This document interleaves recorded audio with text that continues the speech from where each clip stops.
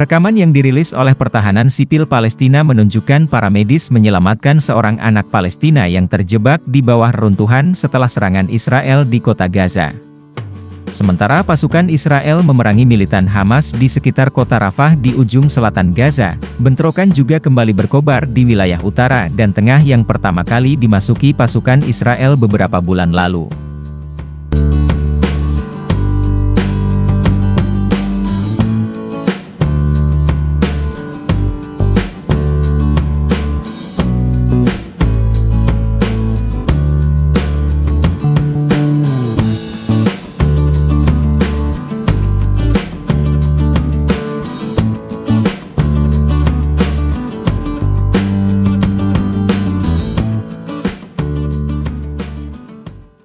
Download Tribun X sekarang, menghadirkan lokal menjadi Indonesia.